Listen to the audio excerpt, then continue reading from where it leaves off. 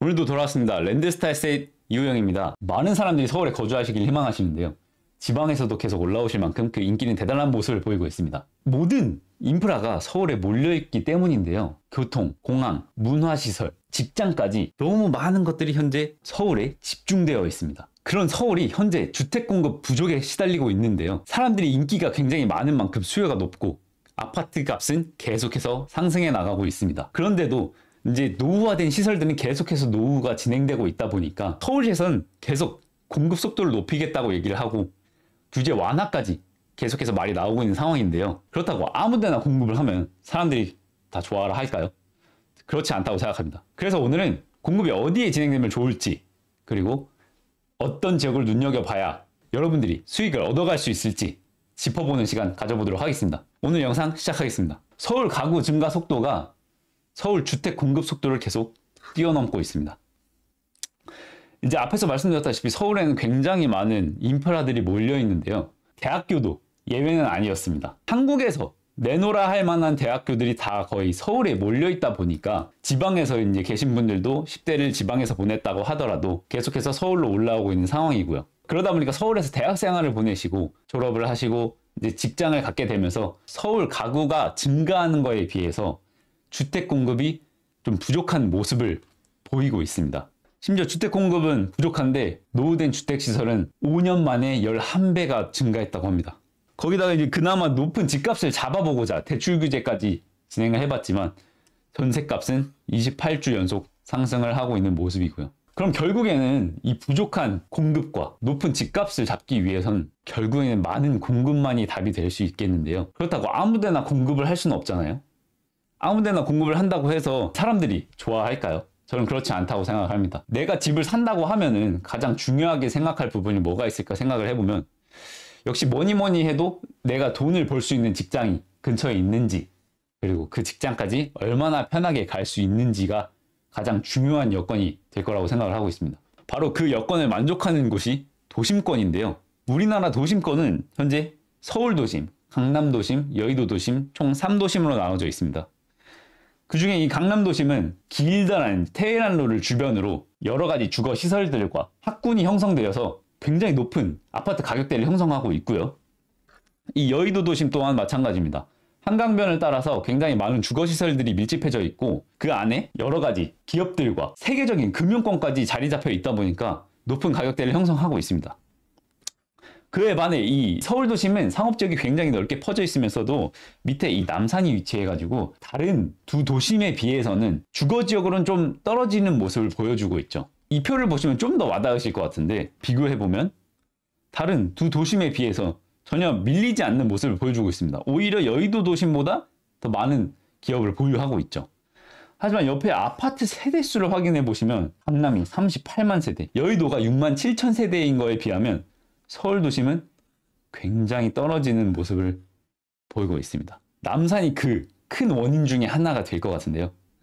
이 뒤에 보이는 이 멋진 남산, 보기만 해도 좀 멋있고 서울의 아이덴티티일 만큼 굉장히 랜드마크로 자리 잡혀 있는 남산인데요. 그 남산이 서울 도심권에서 너무 많은 면적을 차지하고 있기도 하고 남산의 경관을 해치지 않기 위해서 이 고도 제한을 설정했었단 말이죠. 그런데 이제 지금 현재 서울 공급이 굉장히 부족한 상황이잖아요. 굉장히 부족한 상황이고 이 고도 제한으로 인해서 이 주변 지역들이 굉장히 많이 노후화된 모습을 보이고 있습니다. 심지어 이 위쪽으로는 다 상업지역이어가지고 주거시설들이 들어갈 수가 없는 거죠. 그러다 보니까 이 뒤에 있는 이 남산의 경관을 해치지 않는 선에서 이 뒤에 있는 이 주거지역들을 활성화시키려고 고도 제한 완화를 시켜준 겁니다. 이 완화를 시켜서 이 굉장히 지금 가보시면 이 회원동이나 명동, 필동, 장충동 이 뒤쪽 일대가 굉장히 낙후됐거든요. 지금이라도 개발하지 않으면 안 될 것 같이 뭐 사람들도 겨우 작은 골목길로 겨우 지나다니시고 차가 못 들어가는 지역도 있을 만큼 굉장히 노후된 지역이어서 하루빨리 좀 개발이 필요한 지역이기도 합니다. 뿐만 아니라 종로구도 이 넓은 상업지역 주변으로 주거시설들을 계속 신경을 쓰고 있는 모습입니다. 이 장충동 일대 같은 경우엔 이 건축물 높이나 용적률을 완화시켜주면서 대규모 개발을 통해서 지역 정비가 가능하도록 지금 신경을 쓰고 있는 모습이고요. 이 주변에 신속통합도 진행 중이면서 오른쪽으로는 모아타운이 진행됐다가 현재는 해제된 모습이라서 이 지역 다시 재개발로 들어가실 수 있는 가능성이 있다 보니까 꼭 눈여겨보셨으면 좋겠습니다. 이 종묘 옆에 있는 이 율곡로 지구단위 계획도 마찬가지인데요. 마찬가지로 이 높이와 용적률을 완화시켜주면서 도심지 재개발, 활성화를 계속해서 시키려고 하는 모습을 보이고 있습니다. 뿐만 아니라 이 낙산공원 밑쪽으로 이렇게 도성이 쭉 이어져 있는데요. 그 오른쪽에도 저층주거지가 굉장히 많이 몰려있는 지역입니다. 그러다 보니까 이 공급이 부족하고 계속해서 노후된 주거시설들은 계속해서 쌓이고 있다 보니까 여기도 개발을 할 수밖에 없는 상황이 돼버린 거예요. 그러다 보니까 진행을 하고 있는 곳이 바로 이 종로 창신 순익뉴타운입니다. 이 부족한 주거시설들을 살리기 위해서 이 도성 옆에 있음에도 불구하고 재개발이 들어간 거고요. 총 6,400가구가 예정되어 있습니다. 재개발 신당 9구역도 함께 보도록 하겠습니다.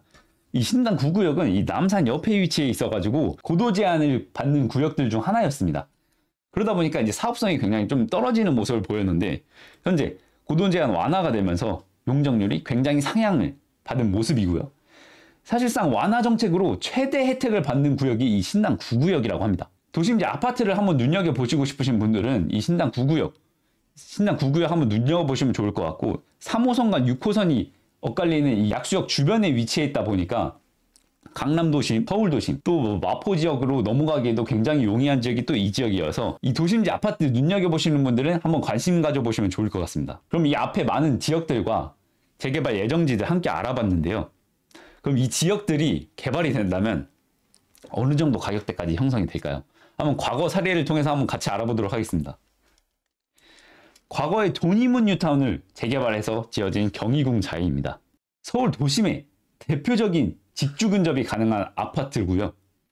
종로구의 유일한 1,000세대 이상의 대단지 아파트로서 사실상 서울 도심의 대장 아파트라고 생각합니다. 근데 이제 이 멘트가 저는 굉장히 눈에 띄는데 종로구의 유일한 1,000세대 이상의 아파트라고 합니다. 그만큼 서울 도심에 얼만큼 주택수가 좀 부족한지 좀 와닿으시나요? 이 경희궁자에는 일반 분양가가 7억에서 8억 시작이었는데 현재는 8년이 지난 시점에 이 30억까지 올라가 있는 모습이고요. 서대문역 인근에 위치하고 직주 근접이 가능하고 대잔지이면서 옆에 경희궁이 있어서 굉장히 독특한 분위기를 내고 있는 사실상 서울 도심의 대장 아파트 경희궁자이였고요. 이제 종로구는 아니지만 이제 청계천을 따라서 쭉 가다 보면 위치해 있던 이 왕십리 뉴타운입니다. 이 왕십리 뉴타운을 개발해서 현재는 이 센트라스 아파트와 텐제일 아파트가 현재 들어섰는데요.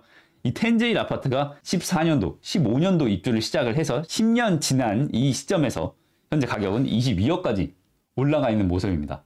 아무래도 이 서울 도심에 주거시설들이 굉장히 부족하다 보니까 이 몇 안 되는 이 아파트들이 굉장히 높은 가격대를 형성하고 있는 모습을 볼 수 있습니다. 그러다 보니까 이제 앞으로 추후에 이 서울 도심의 아파트들이나 주거시설들이 계속해서 생긴다면 그 가격대는 이 아파트와 맞먹거나 그 이상의 아파트 가격대를 형성할 수 있을 거라고 예상해 볼 수 있을 것 같습니다. 이 서울 도심, 이 넓은 상업지역과 이 남산으로 인해서 굉장히 개발이 힘들었었는데요. 시간이 좀 지나고 이제 공급이 부족해진 상황에서 이 많은 시설들이, 많은 주거지역들이 노후화되어 있다 보니까 이 주변 지역으로 고도 제한을 완화해 줄 수밖에 없었습니다. 완화해 주면서 공급을 계속해서 늘리려고 하는 거죠. 이 신당 9구역이 남산 고도 제한 완화의 특혜를 가장 많이 받는 지역이라고 말씀드릴 수 있을 것 같고요. 뿐만 아니라 이 장충동 일대나 율곡로 일대도 높이나 용적률 면에 있어서 여러 가지 계속 완화를 해주면서 이제 주거지역에 계속 신경을 쓰는 모습입니다. 거기다가 이 창신 뉴타운이라든지 이 신당동 아래쪽에 있는 신속통합이라든지 기존의 모아타운으로 진행됐다가 현재는 해제된 이 신당동 일대도 한번 눈여겨보시면 굉장히 좋은 기회가 될 수 있을 것 같고요. 이 남산 고도 제한 완화를 받는 이 지역들도 눈여겨보지 않을 수가 없겠죠. 특히나 이 회원동 일대가 저는 굉장히 중요하다고 말씀을 드리고 싶은데요. 이 회원동 주변으로 보시면 다 상업지역으로 가득 차 있는 건 당연하고 서울역 주변으로도 이 앞으로 재개발이 진행 중이고 이 뒤쪽으로도 현재 계속해서 재개발이 예정되어 있습니다.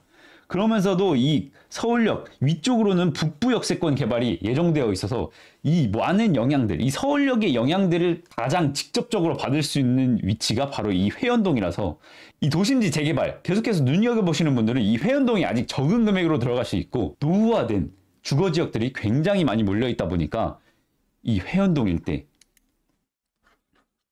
눈여겨보시길 바라겠습니다. 이렇게 오늘 서울 도심에 대해서 같이 한번 알아봤는데요. 현재 서울은 굉장히 공급이 부족한 상황입니다. 그래서 이제 서울시는 계속해서 공급의 속도를 높이겠다고 얘기를 하고 있고 여러 가지 규제를 완화를 해주고 있는 상황인데요. 그렇다고 아무데나 공급을 할 수는 없잖아요. 많은 사람들이 원하는 지역은 역시 직주 근접이 가능한 도심권이라고 저는 보고 있고, 그 중에선 그 다른 두 도심에 비해서 주거 지역이 열악하고 노후화된 시설들이 굉장히 많이 몰려있는 이 서울 도심이 앞으로 많은 공급이 예정될 거라고 예상하고 있습니다. 이렇게 오늘 서울 도심 재개발 투자 한번 관심 있으신 분들은 위에 나가는 번호 02-569-0888 번호로 연락을 주시면 제가 친절히 상담 도와드리고 현장 안내까지 도와드릴 예정이니까요.